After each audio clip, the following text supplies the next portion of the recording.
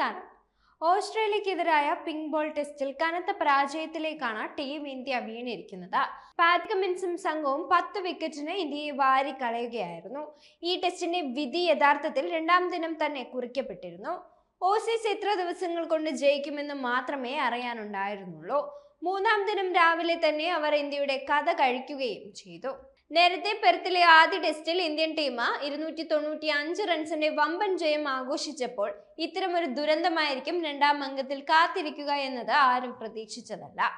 Aussies ടീമിന് കളിയുടെ ഒരു ഘട്ടത്തിലും വെല്ലുവിളി സൃഷ്ടിക്കാൻ കഴിയാതെയാണ് ഇന്ത്യൻ ടീം കീഴടങ്ങിയത്. യഥാർത്ഥത്തിൽ എന്തുകൊണ്ടാണ് ഇത്രയും കനത്തൊരു തോൽവി ഇന്ത്യക്ക് നേരിടേണ്ടി വന്നത്? ഇതിനു പിന്നിലെ കാരണങ്ങൾ നോക്കാം.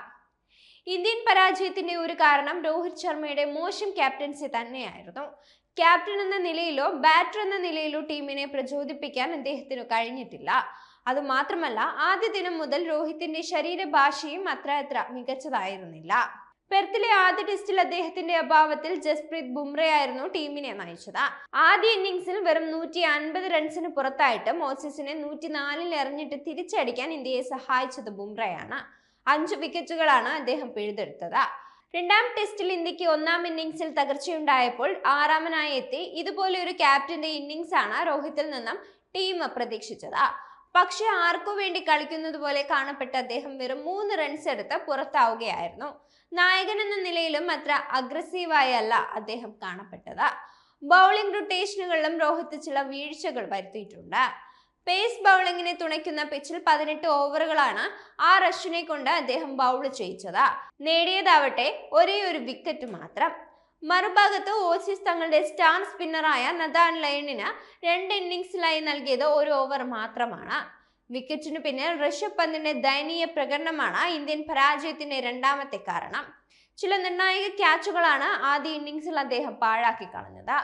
ഇതിൽ അപകടകാരിയായ ട്രാവിസ് ഹെഡിന്റെ ക്യാച്ച് നഷ്ടപ്പെടുത്തിയതിനാണ് ഏറ്റവും വലിയ വില കൊടുക്കേണ്ടി വന്നത്. കൂടാതെ ഓസീസ് ഓപ്പണർ നഥാൻ മസ്കേനിയുടെ ക്യാച്ച് പാഴാക്കിയതും ക്ഷീണമായിരുന്നു. ഈ 2 പേരുടെയും ക്യാച്ചുകൾ ഋഷഭ് നഷ്ടപ്പെടുത്തിയത് കാരണം 98 റൺസാണ് ഇന്ത്യക്ക് അധികമായി വഴങ്ങേണ്ടി വന്നത്. ഒന്നാം ഇന്നിംഗ്സിൽ ഓസീസ് 157 റൺസിന്റെ മികച്ച ലീഡ് നേടാനുള്ള പ്രധാന കാരണവും ഇതുതന്നെയാണ്. ഋഷഭിന് ഈ പിഴവുകൾ സംഭവിച്ചില്ലായിരുന്നെങ്കിൽ ഓസീസിന്റെ ലീഡ് വെറും 59 റൺസിൽ ഒതുങ്ങിയേനെ.